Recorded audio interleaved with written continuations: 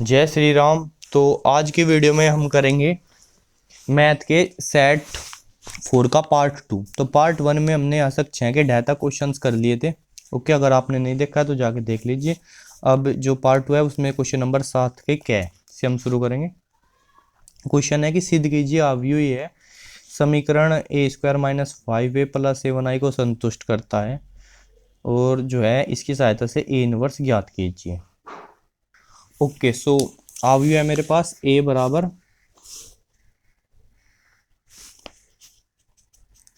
3, 1, -1 और 2 ये है। ओके, अगर मुझे ए स्क्वायर निकालना है तो मैं इस आव्यूह की मल्टीप्लाई इसी में करूँगा। ठीक है, वो क्या आ जाएगा 3 3 जा 9 और -1 8, 3 1 जा 3 और 2 1 जा 2 5, -3 -2 -5 -1 + 4 3, ये आ गया ए स्क्वायर।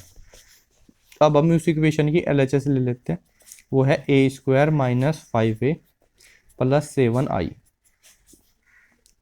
तो ये हो जाएगा ए स्क्वायर है 8, 5 माइनस के 5 और 3 माइनस के 5, ए की वैल्यू कितनी है 3, 1 माइनस के 1 और 2 और प्लस 7i क्या होता है 1 0 0 1। ठीक है, देखो क्या आ जाएगा यहाँ 8 और 5 के माइनस के 15 और प्लस 7 एकम 7। तो आपको पता ही है ये 0 0 0 0 आ जाएगा। ठीक है, करके देखियो। ठीक है, 0 बराबर RHS। ठीक है, तो ये हमने इक्वेशन जो है प्रूव कर दी।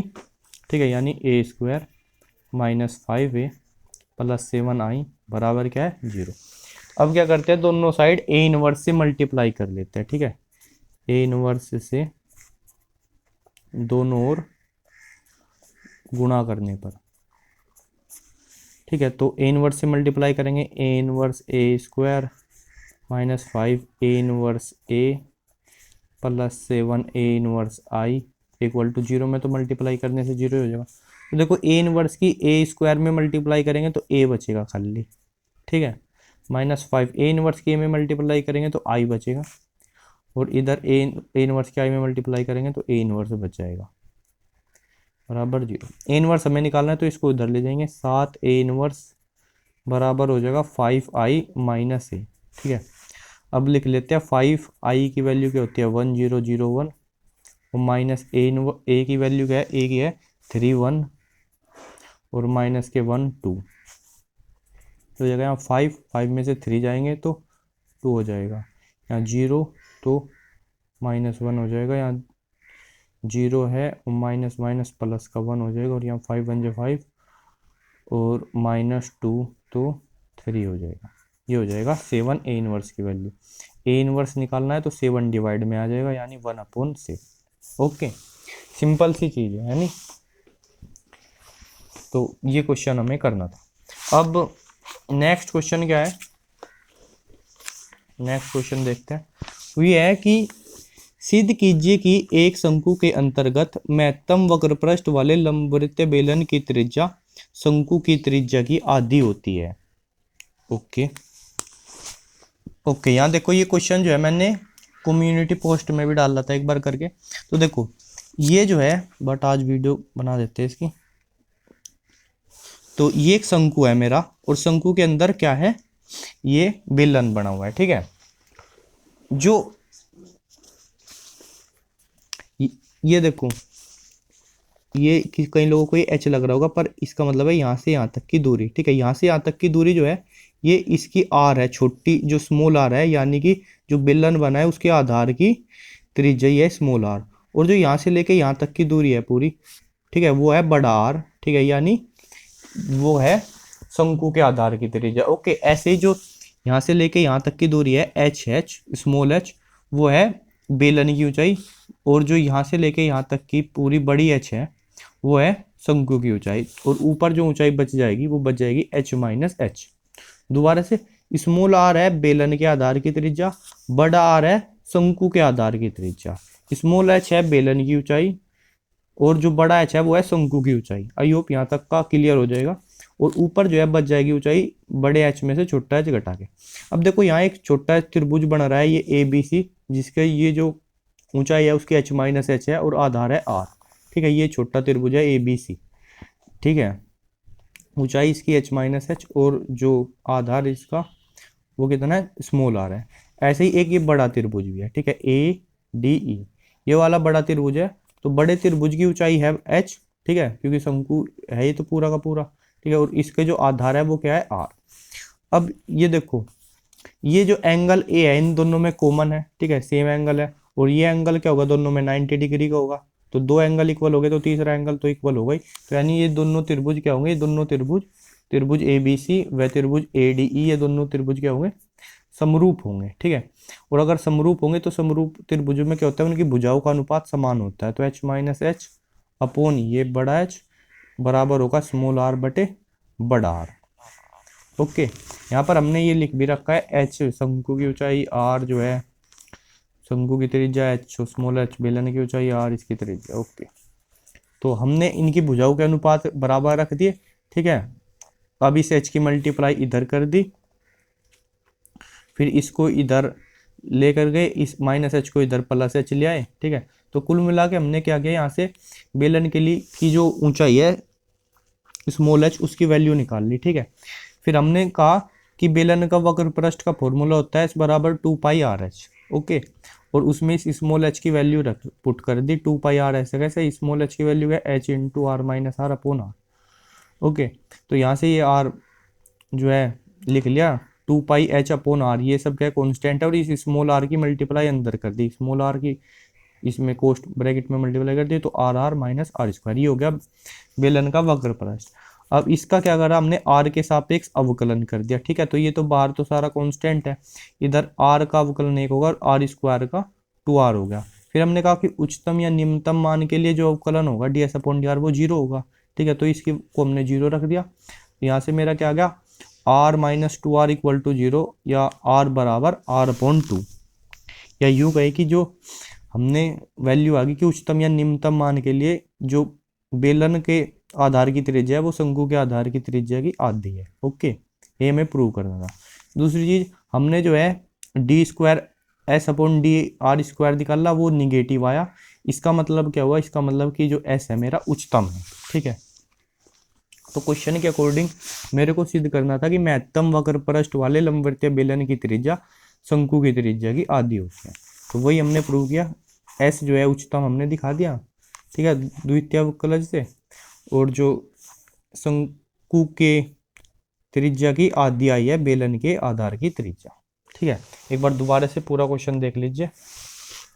ठीक है, नहीं, वैसे इसका जो फोटो है अगर ये समझ में आया हो तो वो जो है कम्युनिटी पोस्ट पर हमने डाल रखा है, आप वहां से जा करके ये क्वेश्चन है और इसके जैसे और भी जो भी डिफिकल्ट से बढ़िया से क्वेश्चन है वो हमने उनको सोल्व करके उनके फोटो पहले ही डाल रखे हैं।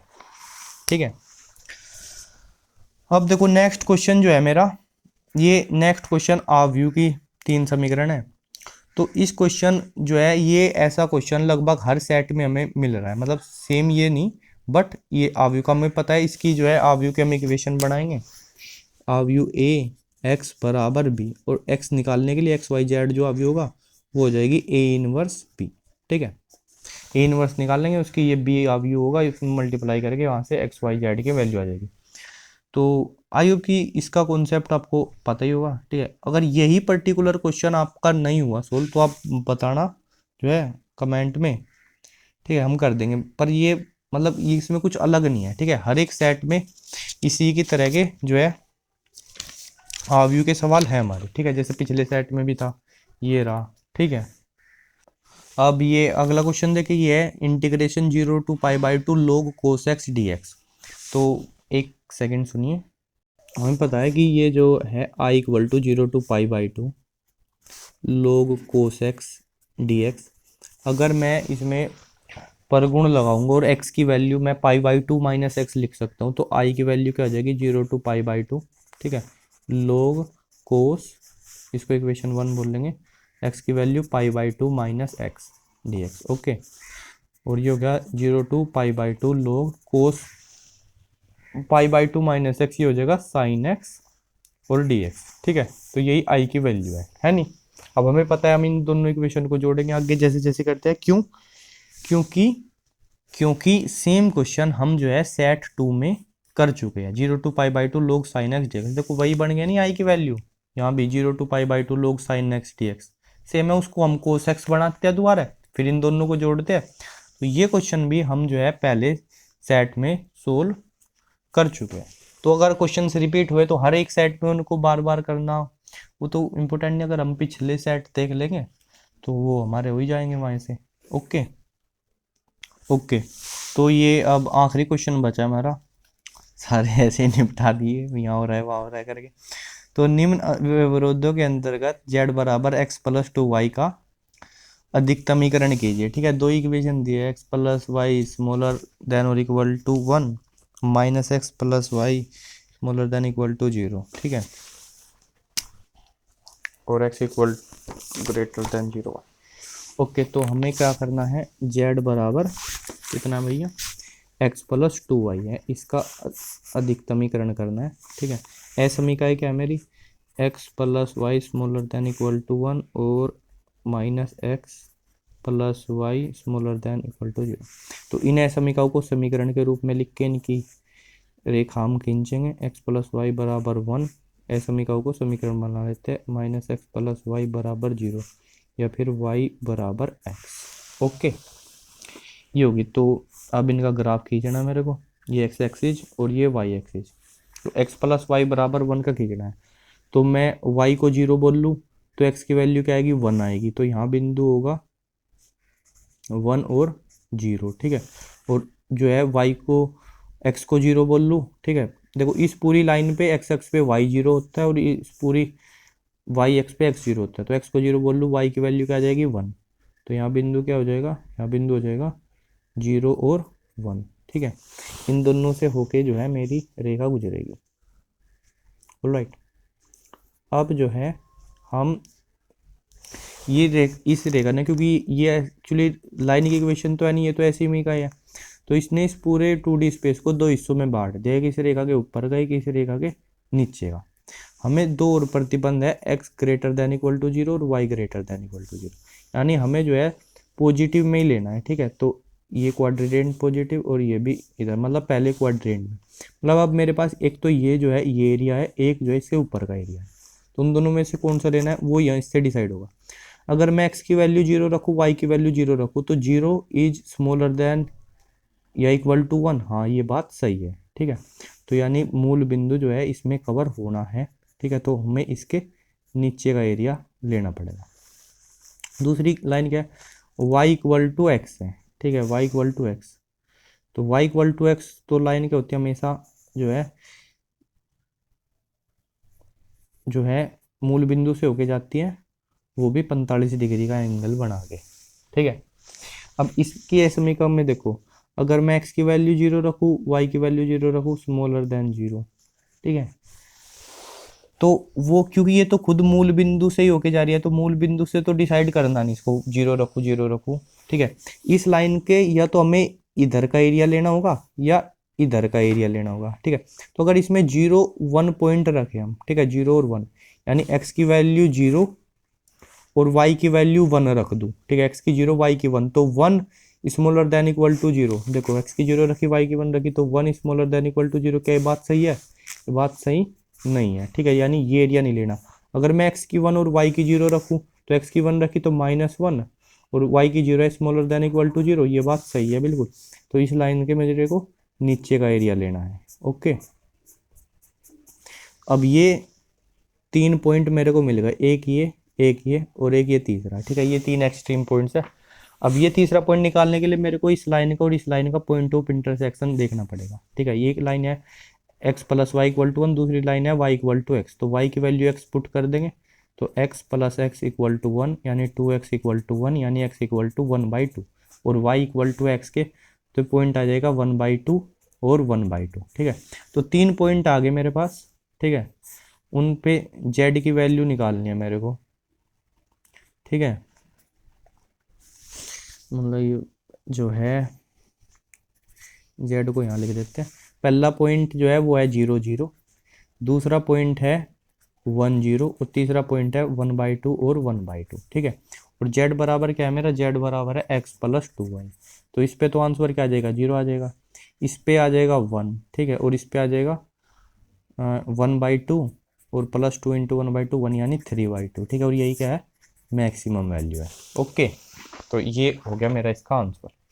मैक्सिमम वैल्यू जेड की 3/2 किस पॉइंट पे आई है, 1/2 पॉइंट पे।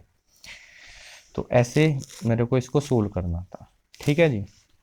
तो यहाँ पर हमारा सेट 4 होता है कंप्लीट। अगली वीडियो में हम करेंगे सेट 5 स्टार्ट। बोलिए जय श्री राम।